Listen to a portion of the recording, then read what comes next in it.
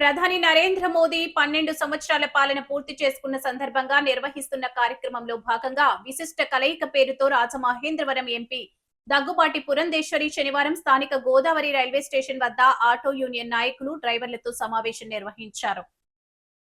గత 12 సంవత్సరాలుగా దేశానికి సమర్థవంతమైన నాయకత్వంతో ముందుకు నడిపిస్తున్న ప్రధాని నరేంద్ర మోదీని బలపరిచి బీజేపీని ఆశీర్వదించాలని దగ్గుబాటి పిలుపునిచ్చారు. దేశంలో అన్ని వర్గాల ప్రజల సంక్షేమాన్ని దృష్టిలో పెట్టుకుని ఎన్నో మంచి పథకాలను అమలు చేస్తున్నారని, దాని ద్వారా పేద, మధ్యతరగతి కుటుంబాలకు ఎంతో లబ్ధి చేకూరుతుందన్నారు. మోదీ ఇప్పటికే ప్రజల మనసుల్లో ఉన్నారని, మరోసారి బీజేపీని ఆదరించాలనే ఉద్దేశంతో 12 సంవత్సరాలుగా ఆయన అందిస్తున్న పాలనా పథకాలను ప్రజలకు మరోసారి వివరించి మద్దతు కోరేందుకు ఈ కార్యక్రమాన్ని నిర్వహిస్తున్నట్టు వెల్లడించారు.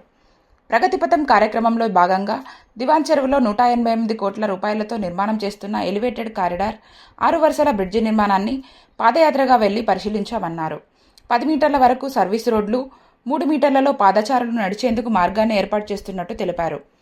బీజేపీ జిల్లా అధ్యక్షుడు పిక్కి నాగేంద్ర, రాష్ట్ర నాయకులు క్షత్రియ బాలసుబ్రహ్మణ్య సింగ్, అడబాల రామకృష్ణ, కురగండి సతీష్, లలిత్ జైన్, హీరాచంద్ జైన్ తదితరులు పాల్గొన్నారు.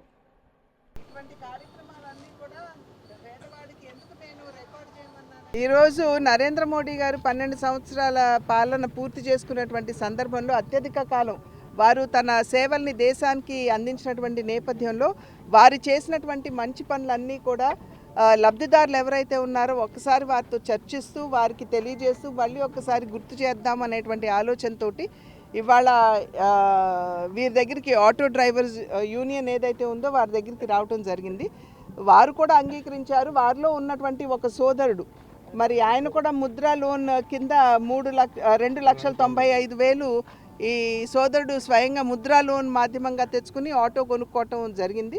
వారి యొక్క అనుభవం కూడా మాతోటి పంచుకున్నారు. వారు ఆ ఆటో తీసుకున్న తర్వాత వారి జీవితంలో వచ్చినటువంటి మంచి మార్పును కూడా ఏదైతే వారు అనుభవిస్తున్నారో ఆ విషయం కూడా మా అందరితో కూడా పంచుకోవడం జరిగింది. ఈ సందర్భంలో వారందరికీ కూడా నరేంద్ర మోడీ గారు ఏ విధమైనటువంటి సుపరిపాలనని, సమర్థవంతమైనటువంటి పాలనని అందిస్తున్నారు వారందరితో కూడా పంచుకుని భారతీయ జనతా పార్టీని, మోడీ గారిని ఆశీర్వదించమని చెప్పి వారందరినీ కూడా అభ్యర్థించడం జరిగింది. వారు ప్రతి ఒక్కరి మనసుల్లో కూడా మోడీ గారు ఉన్నారు. అయితే అది ఆశీర్వాదంగా మాకు రావాలి అనేటువంటి భావన కనుక వారందరితో కూడా ఇవాళ చర్చించడం జరిగింది.